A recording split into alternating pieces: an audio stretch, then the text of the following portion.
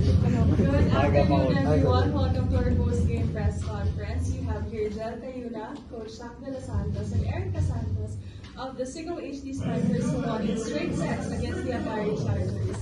Coach, congratulations on this win onto the semifinals.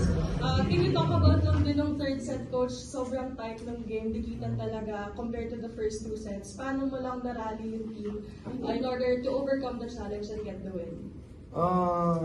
Well, unang-una yung yung tiwala din namin sa team namin, sa players namin kasi yun nga medyo mahaba yung naging rest namin before this game. And siguro doon namin talaga in-ready yung team namin. Kumbaga yung naging foundation namin talagang nag-invest kami kasi alam namin na yung mga kalaban namin talagang mga veterano and experienced player din. At the same time kanina, yun nga, knowing Akari ang lalaki ng players nila, yung attacks nila grabe. So and then yung block, so talagang hirap na hirap din kami. But ang good thing, yun nga, first two sets, okay naman, kontrolado namin. But in-expect din namin talaga na pwede talaga siya magdikit. Ang good thing, yun nga, pinaka naging key talaga paano kami nag-prepare and nag-ready. So, thank you, Coach. And best player of the game, Erica Santos. Erica, coming off of a 30-point game, then ngayon 24 points ka for Signal. Paano mo lang din i-embrace yung role ng pagiging go-to spiker talaga ng Signal, lalo na ngayon, nasa semis na kayo? Tinitake ko lang siya as motivation kasi yun nga, yung mga sets, yung mga repetitions na yung mga binibigay sa akin na tiwala, parang ini-embrace ko na which is parang nag-reflect din ako na ganito pala yung role, so ini-embrace ko siya and tinitake ko as motivation. Thank you. And for Jel, as team captain, gano'n ka lang din ka-proud sa naging composure ng team, especially third set, dikitan na, pero na-overcome niya ngayon siya? Sobrang proud po ako kasi yun nga, sa ensayo pa lang grabe namin talaga aralin kung paano kami maging composed pagdating sa gitgitan na laban. And yun, talagang kumapit yung bawat isa kanina, kaya nakuha namin na straight sets lang. Kaya, and nagpapasalamat din ako sa coach syempre kasi sila yung nag-ano sa amin, nag-remind kung ano yung strength namin na i-apply sa loob ng court. Thank you. The floor is open for questions. Erika, can you take us through yung second set, 10 points ka nun, tapos may part pa na 4 straight points yung na-score mo para lumayo kayo? Hindi ko po napansin na straight kasi parang kung ano yung hinahagis na set ni Ate Jel, follow lang ako kung ano yung binibigay talagang parang thankful ako sa kanya kasi pinagkakatiwalaan niya ako. Then can you talk about naman yung connection mo with Erika? Maganda yung nilalaro niya this pre-season kahit bagong addition pa lang sa inyo. Maganda Hindi po, kasi si Erica naman, yun nga,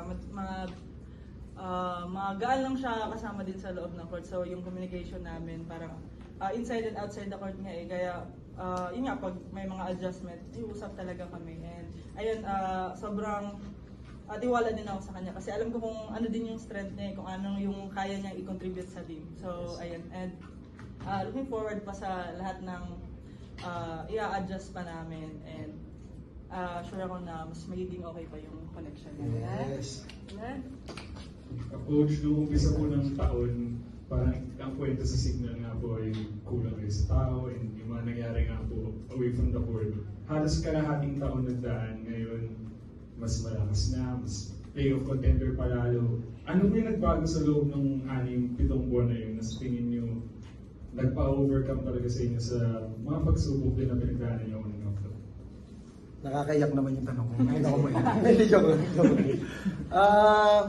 Pero siguro yung patience namin dun sa kung anong meron muna kami itong ng taon, and puro sa totoo lang bigat, ang grabe yung mga challenges talaga na dumating, and hindi namin alam kung ano talaga yung magiging muka nung namin, ng team namin before dumating tong month na to. Pero sobrang thankful kami sa management and sa bagong team manager namin. Credit talaga din to sa Coach Yannick. Credit to sa kanya kasi grabe rin yung usap namin. And alam mo yung tiwala namin sa isa't isa bago namin trabawin lahat. Especially kay Erica din na we're so thankful din na yun nga, nag-yes siya sa amin. And we're so happy na yun nga, na napunta siya sa Signal dahil yun, nakita namin. Alam ko kasi ang kaya niya pang gawin even before pa. So sabi nga namin, ako, sinabi ko sa sarili ko na tutulungan ko siya, gagawin ko yung best kung ano yung binibigay ko na Angel or sa buong team. And siguro yung ano rin, yung commitment ng team namin ngayon.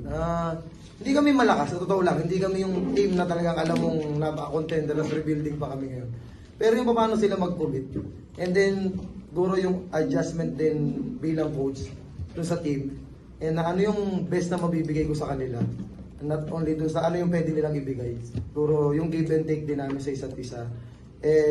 Actually, marami pa rin kaming hinahanap. Marami pa rin kaming gusto.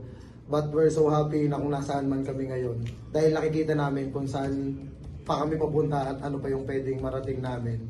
And ayun nga, looking forward, like sinabi niya, looking forward pa rin sa mga gagawin namin, sa tatrabahuin namin. And invest talaga kami sa lahat ng kailangan pa namin i-workout. So yun, thank you.